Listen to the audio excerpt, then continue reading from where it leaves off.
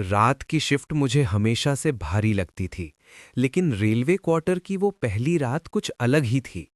जैसे ही मैं कमरे में दाखिल हुआ, हवा में एक अजीब सी नम ठंडक थी, इतनी कि मेरी सांसें हल्की धुंध बनकर बाहर निकल रही थीं। बाहर बिल्कुल सन्नाटा था, सिर्फ दूर कहीं ट्रैक से आती धीमी धातु की थरथराहट। मैं थका हुआ था, इसलिए बैग एक तरफ फेंककर लेट गया। लेकिन नींद आते आते अचानक दूर से सीटी की आवाज़ सुनाई दी और मेरी आंखें खुली रह गईं। रात के 2 बजे कोई सीटी क्यों बजाएगा, जबकि इस पोस्ट पर हम 2 ही लोग थे। पहले मैंने सोचा शायद हवा की वजह से होगी, लेकिन नहीं, वो आवाज़ साफ थी, जैसे किसी ने बहुत पास से फूंक मारी हो। मैं उठा, टॉर्च उठाई और बाहर निकल आया।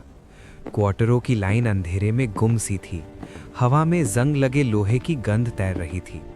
तभी मुझे याद आया, पुराने स्टाफ कहानियां बताते थे कि इस जगह रात 2 बजे अगर सीटी बजे तो समझो किसी की गिनती हो चुकी है। मैंने मजाक समझकर हमेशा अनसुना किया था, लेकिन उस रात मेरे कदम खुद ब खुद धीमे हो गए। क्वार्टर नंबर 6 के पास पहुंचकर मैं ठिठक गया। दरवाज़ा थोड़ा खुला था और अंदर से हवा सरसराती है कि आवाज़ आ रही थी। वहाँ गार्ड मिश्रा जी रहते थे, लेकिन वो पूरे हफ्ते छुट्टी पर थे। मैंने धीरे से दरवाज़ा धकेला। कमरा बिल्कुल खाली, बस कोने में एक पुराना रेलवे कोट टंगा था, जो हवा में खुद ब खुद हल्का हल्का झूल रहा था। किसी की मौजूदगी का एहसास इतना भारी था कि मैं वापस जाने ही वाला था, तभी पीछे से फिर सीटी की आवाज़ गूंजी, इस बार बिल्कुल मेरे कान के पास से। मेरी रीढ़ में ठंड उतर गई। मैं झटके से मुड़ा, कोई नहीं, सिर्फ अंधेरा। मैं तेजी से वापस अपने क्वार्टर की तरफ भागा। अंदर पहुंचकर दरवाज़ा बंद किया, लेकिन जैसे ही कुंडी लगाई, वही सीटी, इस बार कमरे के भीतर। मेरा दिल धक से रह गया। कमरा छोटा था, अलमारी, बंक बेड और एक खिड़की। मैं धीरे धीरे टॉर्च को घुमाता रहा और तभी अलमारी के नीचे किसी के खड़े होने की परछाई दिखी, जैसे जूतों के पास कुछ हिल रहा हो। मेरा गला सूख गया। मैं पल भर रुका, फिर टॉर्च नीचे झुकाई, कुछ नहीं, परछाई गायब।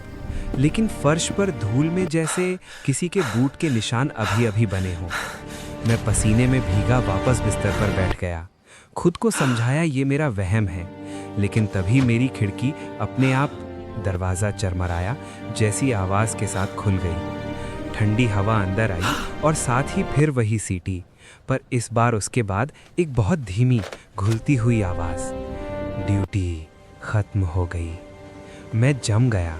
ये इंसानी आवाज़ नहीं थी, हवा में जैसे गूंज की तरह तैरती हुई, पर बहुत करीब। मैं खिड़की की तरफ बढ़ा, पर जैसे ही हाथ बढ़ाया, बाहर वही रेलवे ट्रैक की दिशा में एक आकृति खड़ी थी, लंबी, दुबली, पूरी तरह काले कपड़ों में और हाथ में पुरानी पीतल की सीटी। वो स्थिर थी, लेकिन उसका चेहरा दिखाई नहीं दे रहा था। मैंने आंखें मसलकर फिर देखा। इस बार वो आकृति गायब, जैसे कभी थी ही नहीं। मैं पीछे मुड़ने ही वाला था कि अचानक मेरे मोबाइल पर नोटिफिकेशन चमका।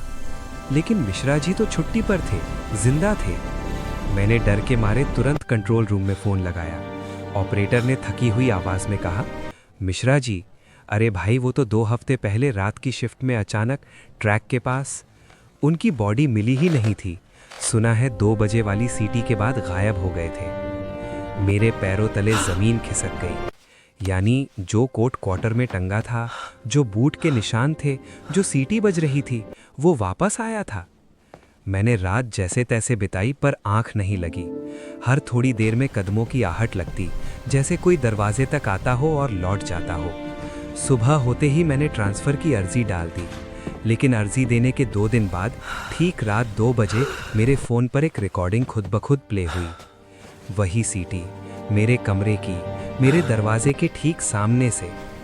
मैंने सोचा कोई मजाक होगा, लेकिन फिर मैं दंग रह गया। रिकॉर्डिंग में एक पल ऐसा आया जब किसी ने मेरे नाम को फुसफुसाकर बोला, ड्यूटी तेरी भी। उसके बाद से मैं कहीं भी जाऊं, किसी भी पोस्ट पर, 2 बजे की सीटी मेरा पीछा नहीं छोड़ती। कभी खिड़की के बाहर, कभी स्टेशन के खाली प्लेटफॉर्म पर, कभी मोबाइल की रिकॉर्डिंग में। वो आवाज़ हर रात और साफ होती जा रही है। लोग कहते हैं इस क्वार्टर की सीटी उस गार्ड की है जिसकी ड्यूटी कभी पूरी नहीं हुई, और जिसे भी वो सुनाई दे उसकी गिनती शुरू हो जाती है।